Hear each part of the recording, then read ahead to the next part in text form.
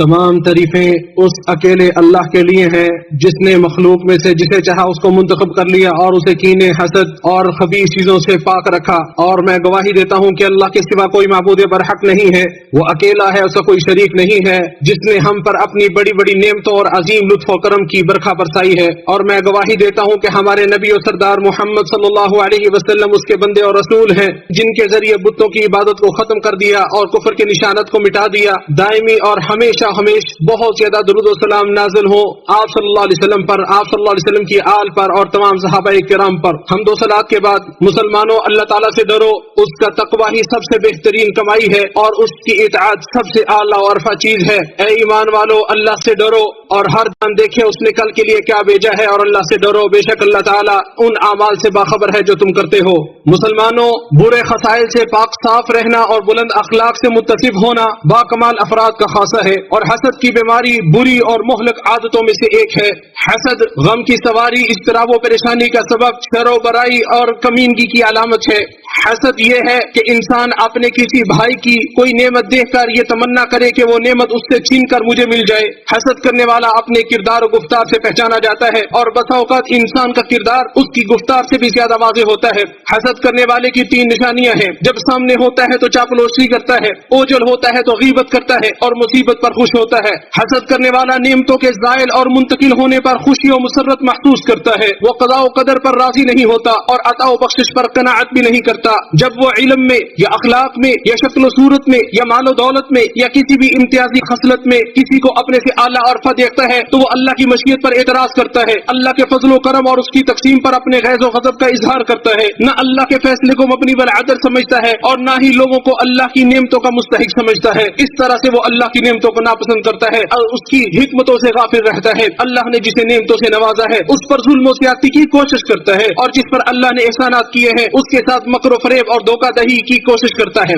خبردار، میرے حاسد سے کہہ دو، تمہیں پتا بھی ہے کہ تم نے کس کی بے ادبی کی ہے، تم نے اللہ کے افعال پر اعتراض کرتے ہوئے اس کے ساتھ بے ادبی کی، کیونکہ اللہ نے مجھے جو عطا کیا اس سے تم خوش نہیں ہوئے۔ اس کے نتیجے میں میری طرف سے اللہ نے تمہیں یہ بدلا دیا کہ اس نے مجھ پر اور زیادہ نوازش کی اور تمہارے اوپر طلب نعمت کے راستے بند کر دیے۔ امام اصمعی رحمہ اللہ کہتے ہیں، میں نے ایک دیہاتی کو یہ کہتے ہوئے سنا کہ میں نے حاسد سے بڑھ کر مظلوم نما کوئی ظالم نہیں دیکھا، وہ ہمیشہ حزن و ملال اور دائمی شقاوت و بدبختی کا شکار رہتا ہے، اس کی عقل حیران رہتی ہے اور نہ ختم ہونے والی حسرت اس کا مقدر بن جاتی ہے۔ ابو اللیث سمرقندی رحمہ اللہ نے کہا، حسد کیے جانے والے شخص تک کوئی تکلیف و قزن پہنچنے سے پہلے ہی حسد کرنے والے کو 5 سزائیں مل جاتی ہیں۔ پہلی سزا لامتناہی رنج و غم، دوسری سزا اجر و ثواب سے خالی مصیبت، تیسری سزا رسوا کن مصیبت رسوا کن مسمت، چوتھی سزا رب کی ناراضگی، 5ویں سزا اس کے لیے توفیق الہی کے سارے دروازے بند ہو جاتے ہیں۔ لہذا کسی نعمت پر کبھی حسد نہ کرو، تمہارے حسد و عار کے لیے یہی کافی ہے کہ تمہیں حاسد کہا جائے۔ حسد کے نقصانات میں سے یہ ہے،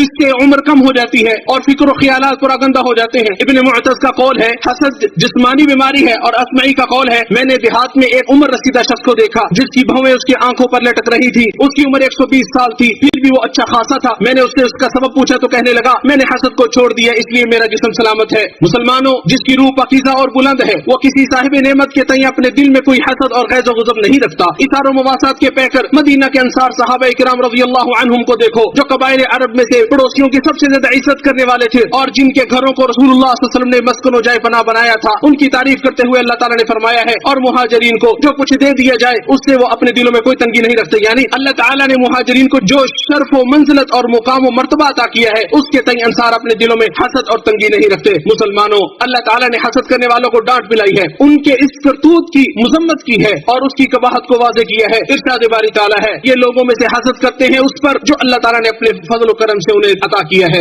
اس آیت میں لفظ عام منقطع ہے جس کا معنی یہ ہے بلکہ یہ لوگوں سے حسد کرتے ہیں اس پر جو اللہ تعالیٰ نے ان پر اپنے خزانوں میں سے سخاوت و فیاضی کی ہے۔ حسد بڑے بڑے اور کبیرہ گناہوں میں سے ہے، کیونکہ حسد نیکیوں کو کھا لیتا ہے، حسرتوں کا سلسلہ دراز کر دیتا ہے اور راحتیں چھین لیتا ہے۔ ابو ہریرہ رضی اللہ تعالی عنہ سے روایت ہے کہ نبی صلی اللہ علیہ وسلم نے فرمایا، حسد سے بچو، کیونکہ حسد نیکیوں کو اسی طرح کھا جاتا ہے جس طرح آگ لکڑیوں کو کھا جاتی ہے۔ صد افسوس ہے اس پر جس نے اپنے دل میں حسد کی آگ بھڑکائی اور اپنے نیک اعمال کو اس کا ایندھن بنایا۔ حسرت ہے اس شخص پر جسے شیطان نے اس طرح گرفتار کر لیا اور غفلت نے ایسا مدہوش کر دیا کہ اس نے اپنے دین اپنی نیکیوں کو برباد کر ڈالا اور اللہ کے ہاں فقیر حقیر مفلس اور غضب الہی کا مستحق بن کر حاضر ہوا، اور شیطان تو اپنے پیروکاروں اور دوستوں سے یہی چاہتا ہے۔ انس بن مالک رضی اللہ تعالی عنہ کی روایت ہے، رسول اللہ صلی اللہ علیہ وسلم نے فرمایا، ایک دوسرے سے بغض نہ رکھو، ایک دوسرے سے حسد نہ کرو، اور ایک دوسرے سے منہ مت پھیرو، اللہ کے بندو آپس میں بھائی بھائی بن جاؤ۔ اسے بخاری اور مسلم نے روایت کیا ہے۔ عبداللہ بن عمر رضی اللہ تعالی عنہ کی روایت ہے کہ رسول اللہ صلی اللہ علیہ وسلم نے فرمایا، جب تم پر فارس اور روم کے خزانے کھول دیے جائیں گے تو تم کس طرح کے قوم ہو جاؤ گے؟ عبد الرحمن بن عوف رضی اللہ عنہ نے کہا، ہم وہی کہیں گے جس کا اللہ نے ہمیں حکم دیا۔ رسول اللہ صلی اللہ علیہ وسلم نے فرمایا، کیا تم اس کے برعکس ہوگے یا اسی طرح ہوگے؟ تم لوگ ایک دوسرے سے آگے بڑھنے کی کوشش کرو گے، پھر ایک دوسرے سے حسد کرو گے، پھر ایک دوسرے سے منہ پھیرو گے، پھر ایک دوسرے سے بغض رکھو گے، یا ایسا ہی کچھ فرمایا، پھر مسکین مہاجرین کے پاس جاؤ گے، پھر ان میں سے کچھ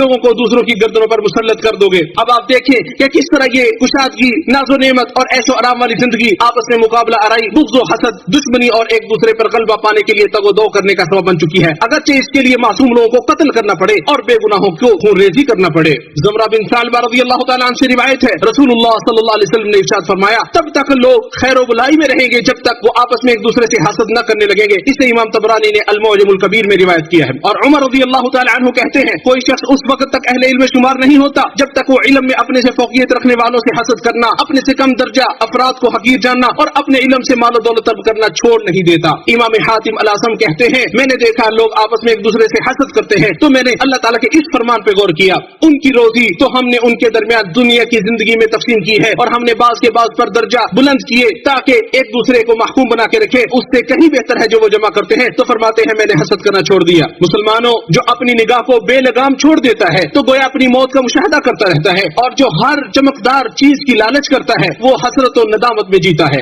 اور جو ایسی باطل خواہشات کی تمنا کرتا ہے جو حسد اور نحق ظلم و زیادتی کا سبب بنتی ہے وہ خسارے میں ہوتا ہے، اور جو حاسدین کی زبان بولتے ہوئے کہتا ہے، کاش کہ فلاں کا مال میرا ہوتا، کاش کہ میرے پاس فلاں کا عہدہ ہوتا، کاش کہ فلاں کی بیوی میری ہوتی، تو ایسے شخص نے در حقیقت اپنا دماغ کھو دیا ہے۔ اس کا یہ قول و فعل کبھی اور برا ہے، وہ اپنی حماقت اور خفت عقل کا اسیر بن چکا ہے۔ اللہ رب العالمین نے فرمایا، اور اس چیز کی تمنا نہ کرو جس میں اللہ نے تم میں سے بعض کو بعض پر فضیلت دی ہے۔ حسن بصری رحمہ اللہ فرماتے ہیں، تم فلاں اور فلاں کے مال کی تمنا کرتے ہو، تمہیں کیا معلوم، ہو سکتا ہے وہ مال ہی اس کی بربادی کا سبب ہو۔ مسلمانوں، فضل و کمال والوں سے جلنے، حسد کرنے اور ان کو اذیت پہنچانے کی تاریخ بڑی پرانی ہے، اور جس قدر یہ آدمی مقام و مرتبہ میں بڑا ہوتا ہے، بڑھتا جاتا ہے، اس کے حاسدین اسی قدر زیادہ ہوتے ہیں، اور انسان کی فضیلت جتنی زیادہ کمال کو پہنچتی ہے اسی قدر حاسدین کا حسد بھی بڑھ جاتا ہے۔ حاسدین کی نظر بد اسی پر پڑتی ہے، کم عقل اور دیوالیہ لوگوں کی نگاہیں اسی پر ٹکتی ہیں، اور موقع کی تلاش میں رہنے والوں کے تیر اسی پر برستے ہیں۔ آدمی سے اس کی خوبیوں کی بنا پر ہی حسد کیا جاتا ہے، چاہے علم و ذہانت کی خوبی ہو یا قوت اور جود و سخا کی خوبی ہو۔ یقیناً آپ شریف و سردار لوگوں کو ہی حسد کا ٹارگٹ پائیں گے، اور کمینے اور کم ظرف لوگوں کا دشمن کبھی نہیں دیکھیں گے۔ جس کا ستارہ چمکتا ہے، نصیبہ بلند ہوتا ہے اور نام مشہور ہوتا ہے، اسی کے خلاف حاسدین کا جتھا جمع ہوتا ہے، اور دشمن اسی کے خلاف متفق ہوتے ہیں، کیونکہ اعلیٰ مقام اور شہرت کی بلندی کینہ و عناد اور بغض و حسد کو بھڑکانے کا باعث ہوتی ہے۔ کمینوں کے حسد نے مجھے کوئی نقصان نہیں پہنچایا، اور ہمیشہ سے یہ ہوتا رہا ہے کہ صاحب فضل سے کوتا اور کم تر لوگ ہی حسد کرتے ہیں، اور اگر مقام و مرتبہ اور صدارت کی محبت، حکمرانی کی چاہت، مال و دولت کی لالچ و طمع اور منصب و عہدے اور حکومت کی حرص نہ ہوتی تو کوئی شخص اپنے بھائی سے اس کے سمیٹے ہوئے عظیم فوائد و مقاصد کے بارے حسد نہ کرتا، اور نہ ظالم لوگ کسی شخص سے اللہ تعالیٰ کی عطا کردہ نعمتوں کے چھن جانے کی طمع کرتے، اور نہ ہی وہ باہم مل کر اس کی قدر و منزلت کو ختم کرنے کے درپے ہوتے، اور نہ اسے مغلوب کرنے کے لیے ایک دوسرے کی مسلسل معاملت کرتے۔ جو شخص لوگوں کے درمیان رہتا ہے وہ چغل خور اور حسد کرنے والوں کی تکلیف سے بچ نہیں پاتا۔ جب آپ لوگوں کو دیکھیں ان کے اندر سوتنوں والی بیماری سرایت کر چکی ہے، ان کی صفوں میں لوگوں کے خون چوسنے والے آگ گھسے ہیں، اور ان کے اندر خود غرضی کا مرض پھیل چکا ہے، اور ان کے اندر موقع پرستی، ایک دوسرے کی تذلیل و تحقیر، آنکھوں کے اشاروں سے استہزاء اور نفرتیں جنم لے چکی ہیں۔ وہ آپس میں ایک دوسرے کے ساتھ نہیں بیٹھتے بلکہ ایک دوسرے سے حسد کرتے ہیں، باہم انس و الفت سے پیش نہیں آتے بلکہ سختی اور شدت کا معاملہ اختیار کرتے ہیں، ایک دوسرے کی صحبت اختیار نہیں کرتے بلکہ ایک دوسرے سے منہ پھیرتے ہیں، اور ایک دوسرے کا تعاون نہیں کرتے، تو جان لے وہ مکر و فریب والی زندگی گزار رہے ہیں۔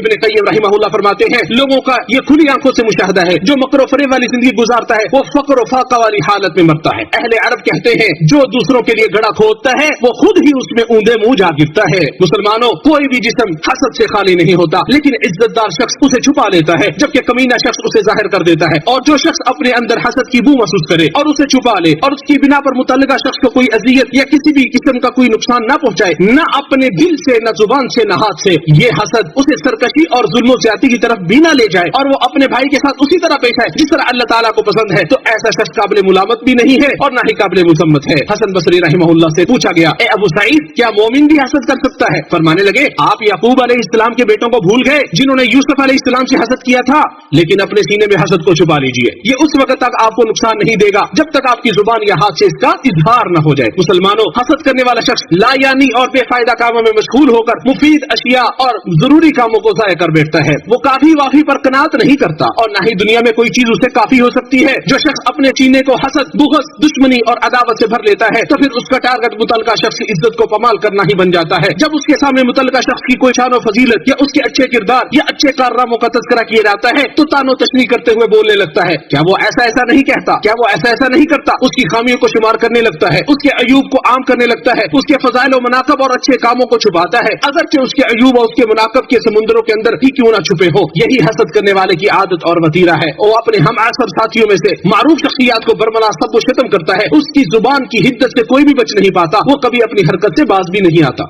अमदन आपकी तरफ उठने वाली शैतानी नजर से, हासिदीन के शर से रब्बुल आलमीन ही आपके लिए काफी है। अल्लाह ताला का फरमान है, तू कह दे मैं मखलूक के रब की पनाह पकड़ता हूँ उस चीज के शर से जो उसने पैदा की और अंधेरी रात के शर से जब वो छा जाए, और घिरों में फूंकने वालियों के शर से, और हसद करने वाले के शर से जब वो हसद करे। जो आपने सुना इसी पर मैं अपनी बात को मुकम्मल करता हूँ और मैं अल्लाह ताला से बख्शिश का तलबगार हूँ और आप भी अल्लाह ताला से बख्शिश तलब करें। यकीनन वो इनाबत और रुजू करने वालों को बहुत ज्यादा बख्शने वाला है।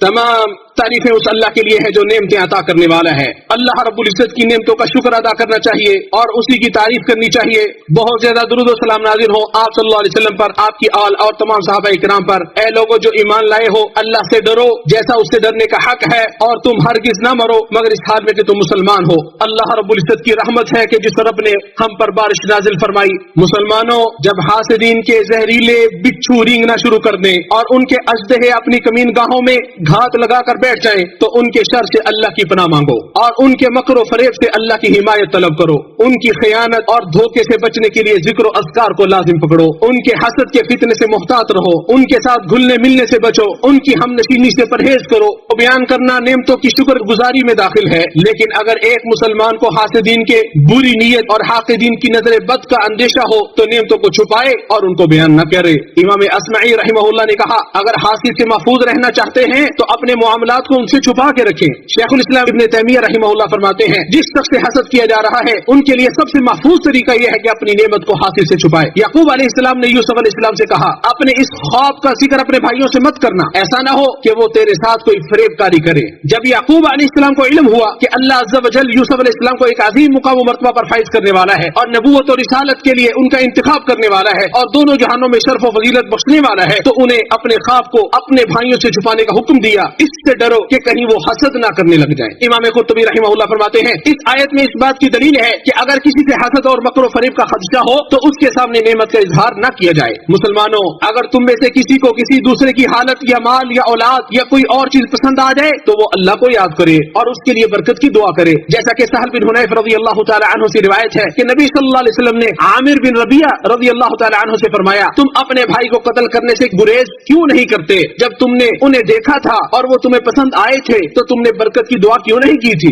इसे इमाम अहमद ने रिवायत किया है। और हदीस में वारिद लफ्ज तबरीक का माना किसी इंसान या गैर इंसान के लिए बरकत की दुआ करना है। कहा जाता है बर्रकतु अलैहि तबरीका, यानी मैंने उसको ये दुआ दी कि अल्लाह तुम पर, तुम्हारे लिए और तुम में बरकत दे, यानी तुम्हें बरकत डाल दे, उसे साबित रखे, दुआम बख्शे, उसमें इजाफा करे और कई गुना बढ़ा दे। और लफ्ज बरकत में लाम का सिला इसलिए आता है क्योंकि वो बरकत खालिस उसके लिए है, और फी का सिला इसलिए आता है क्योंकि उसका निफाज उसके अंदर हो रहा है, और अला का सिला इसलिए आता है कि बरकत आसमान से नाजिल होती है और उसमें उसके नजूल और फरवानी का माना पाया जाता है। अल्लाह ताला हासिदीन के हसद, कीना परवरों के कीने, मक्कारों और अय्यारों के मकरो फरेब और जालिमों के जुल्म से हम सब की हिफाजत फरमाए और वो हम में, हमारे लिए और हमारे ऊपर मुसलसल पैदर पे बेबहा और दायमी बरकतें नाजिल फरमाए। राह रास्त दिखाने वाले, मखलूक की सिफारिश करने वाले अहमद मुज्तबा सल्लल्लाहु अलैहि वसल्लम पर सब कसरत से दुरूद सलाम पढ़ो, क्योंकि जो उन पर एक बार दुरूद पड़ेगा अल्लाह ताला उस पर 10 रहमतें नाजिल फरमाएगा। ऐ अल्लाह, हमारे नबी और सरदार रहमत और सवाब की खुशखबरी देने वाले, अज़ाब व इक़ाब से डराने वाले मोहम्मद सल्लल्लाहु अलैहि वसल्लम पर दुरूद व सलाम नाज़िल फरमा, जो रोज़े क़यामत साहिब शिफाअत होंगे, जिनकी सिफारिश को कबूल किया जाएगा। ए अल्लाह आप सल्लल्लाहु अलैहि वसल्लम पर, आपकी आल व असहाब पर रहमत नाज़िल फरमा और उनके साथ साथ हमसे भी राजी हो जा। ए करीम